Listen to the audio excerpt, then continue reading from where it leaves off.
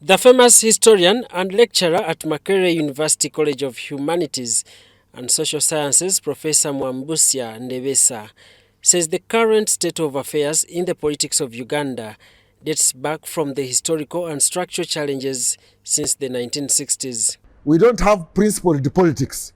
We have principled, we have politics of survival, politics of political position, politics of ndirawa.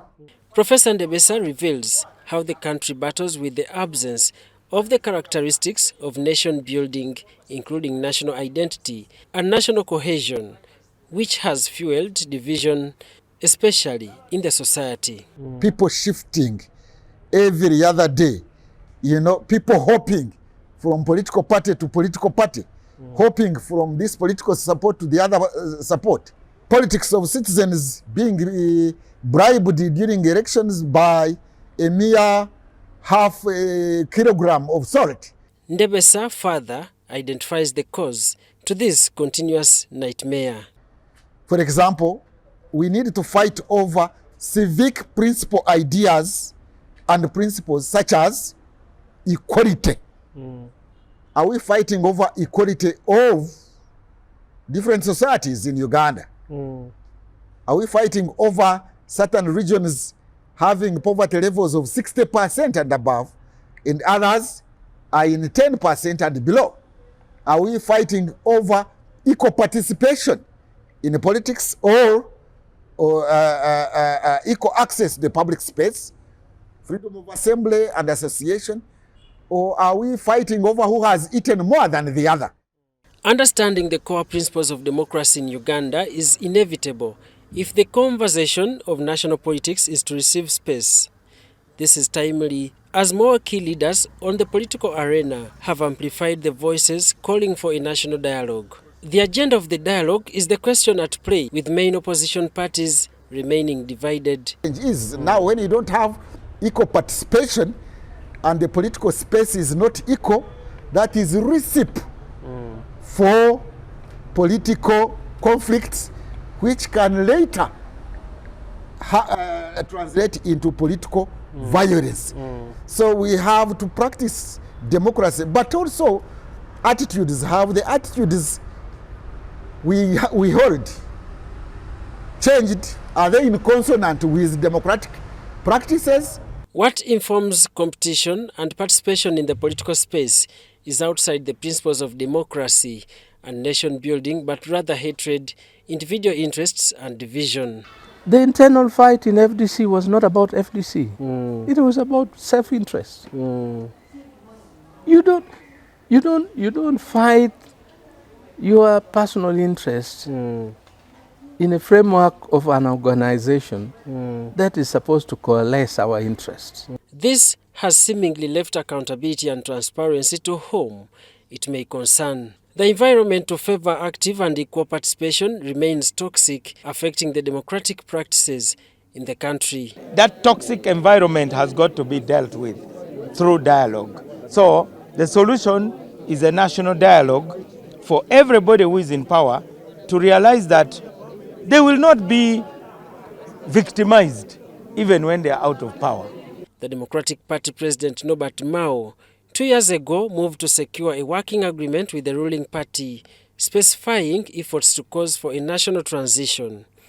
Mao's agreement ends in 2026, with possibilities of renewing the cooperation with the NRM. An election is not going to bring change. Change is going to be negotiated. And to negotiate, you need a seat at the table. And to get a seat at the table, you must have an agenda. Because talks are not about beauty. It is about your capacity. While many independent analysts perceive Mao's strategy as a drop of ink in an ocean, Nyendo Mukungwe Masaka MP Matthias Mpuga, after disagreeing with the National Unity Platform Party, formed a political stage dubbed Democratic Alliance to influence, among others, transition agenda. Matthias Mpuga asserts how the existing opposition parties have since played the wrong card in the fight for the democratic space. First of all, we want to understand fully and mark this, our engagement with the ruling party, we want them to clearly inform the country how they view the transition. So, we warn against the formation of myopic special purpose vehicles. Just like the vested interest in Mengo formed a special purpose vehicle and called it a political party, Kabaka Yeka. Because of the historical challenges, the question and interest of dialogue as fronted by Mpuga and Mao remain food for thought. Because you cannot talk of alliance. When you form because you are fighting, nope, you are angry with nope. So you ally with who? With NRM? Why don't you just join NRM? When I heard him very well, Yeah. he quoted that his alliance will be strictly with those active political parties. So literally meaning that most of the parties But are not active. is he active? Outside that meeting, has that alliance been anywhere? The former leader of opposition in parliament, Ogengala Tigo, calls for what he described as democracy of consensus, urging that a government of national unity can be given a second thought. And we've reached where we don't even need a democracy of political contestation because the road ahead is too rough. So what we need is a democracy of consensus. Disregard the parties that exist and sit down as a family and say, what is the situation and how do we move from here? Because that is the only thing that will allow a fresh opportunity for democracy to exist and work in the country. It also will be the only opportunity to bring down the deep discontent, anger, and even hatred. Latigo gives experiences where he has engaged President Yoweri Museveni on issues of national development irrespective of his political side. It is not about me, it is about this country.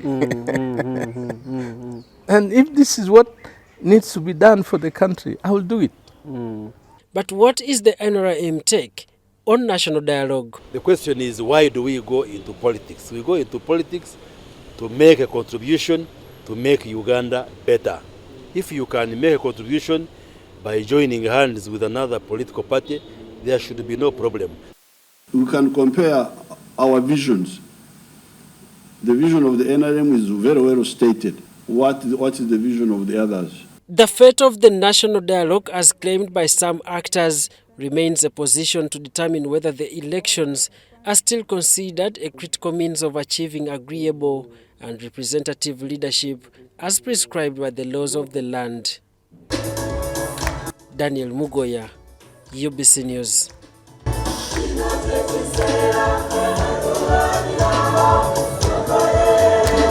Hello.